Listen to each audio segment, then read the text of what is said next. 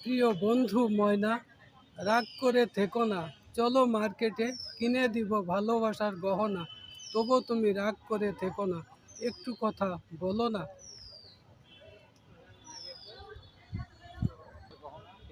উড়ে পাখি আকাশে, বাসা বাঁধে গাছের ডালে। ঘুমায় পাখি মনের সুখে, তুমি বন্ধু আছো সুখে। আমি আছি কষ্টে, তাতে তোমার কি আসবে যাবে।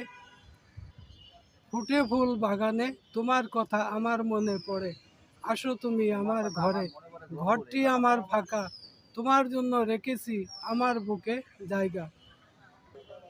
নারী, তোমরা যদি ভালো থাকো, শান্তিতে থাকে পৃথিবী। তোমরা যদি অশান্তি করো, অন্ধকার হয়ে যায় পুরুষ জাতির পৃথিবী। নারী, তোমাদের ফাঁকা মাঠে স্বামী ছাড়া কাউকে দিও না ঘোল দিতে। মরুভূমির তাপে জীবনটা তোমাদের নষ্ট হয়ে যাবে। তিনি বিশ্বাসী নরনারীকে জান্নাতে প্রবেশ করাবেন, আর মুনাফিক ও শরিককারী নরনারীর জন্য আল্লাহ প্রস্তুত করে রেখেছেন জাহান্নাম। সূরা ফাতাহ 48 আল কোরআন।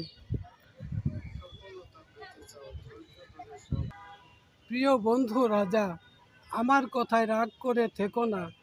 নিজেকে খারাপ কাজে পরিচালিত করো না।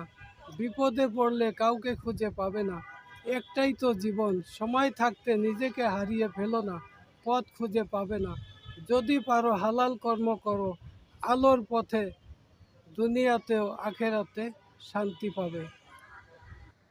ধর্ম পালন করি কিসের জন্য? সৃষ্টিকর্তার প্রতি ঈমান আনার জন্য ও নিজেকে খারাপ কাজ থেকে বিরত রাখার জন্য। পড়ছি নামাজ, করছি ধর্ম পালন, কেন পারি না হিংসা অহংকার মিথ্যা কথা থেকে নিজেকে বিরত রাখতে। বুঝে শুনে রাখছি খোলা জাহান্নামের দরজাটা। এই কথাটা অবশ্যই মানুষের বিশ্বাস করতেই হবে, কারণ হলো জন্ম মৃত্যু কারো হাতে নাই। সকল ক্ষমতার মালিক শুধুমাত্র তিনি একজন।